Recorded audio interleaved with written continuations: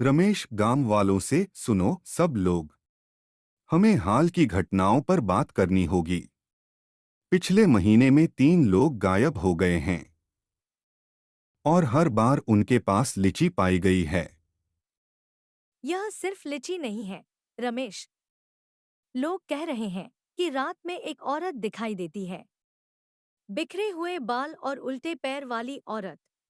करण सही कह रही हैं। मेरी बहन प्रिया ने उसे पुराने बरगद के पेड़ के पास देखा था। वह औरत लीची खा रही थी और उसे घूर रही थी। प्रिया डरते हुए, वो बहुत डरावनी थी। उसने मेरी तरफ देखा और उसकी आंखें वे लाल चमक रही थी। गांव वाला, मैंने ऐसी कहानियां पहले सुनी हैं। मेरी दादी कहती थी कि चुड़ैलें वहां भटकती हैं जहां वे दुखद मौत मरती हैं। वे लीची खाती हैं क्योंकि उन्हें शांति नहीं मिलती। मनोज, ये सब बकवास है। हमें इसका तर्कसंगत कारण ढूंढना होगा। शायद ये कोई जंगली जानवर है।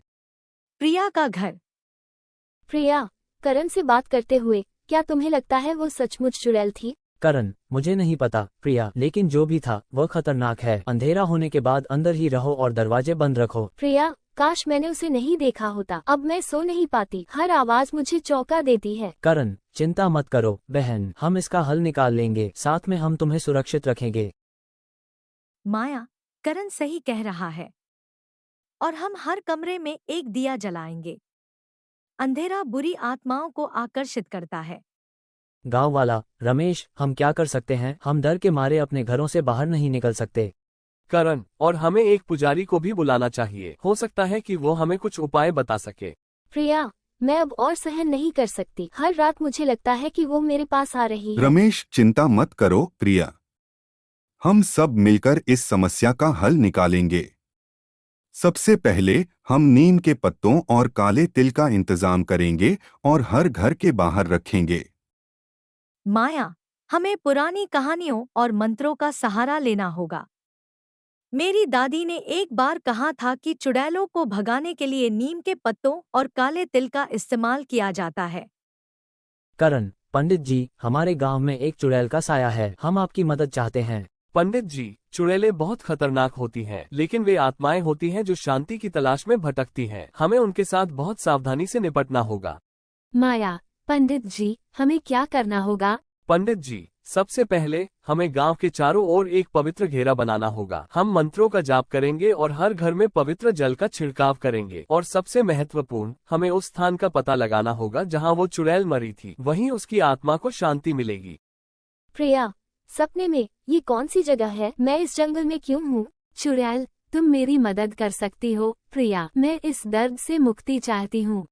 प्रिया, तुम कौन हो? तुम्हें क्या चाहिए? चुड़ैल, मैं इस गांव में मरी थी। मुझे न्याय चाहिए।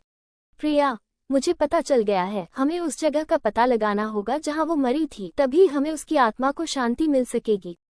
रमेश, प्रिया ने सपना देखा है कि चुड़ैल कहाँ मरी थी। हमें उस जगह का पता लगाना होगा। पंडित जी, यहाँ का वातावरण बहुत भारी है। हमें जल्दी करनी होगी। सब लोग अपने हाथों में नीम के पत्ते और काले तिल लेकर खड़े हो जाओ। प्रिया, पंडित जी, क्या हम इसे सही तरीके से कर रहे हैं? पंडित जी, हाँ प्रिया, बस मन से मंत्रों का जाप करते रहो। करण, देखो वह आ रही है। तैयार रहो। चुड़ैल, क्रोधित होकर तुम लोग मुझे यहाँ से जाने नहीं दोगे। रमेश, हमें अपने गांव की रक्षा करनी है। हम तुम्हें यहाँ शांति देंगे। चुड़ैल और मंत्रों के बीच संघर्ष होता है। चुड़ैल धीरे धीरे कमजोर पड़ती है। अंततः चुड़ैल की आत्मा को शांति मिलती है और वह गायब हो जाती है।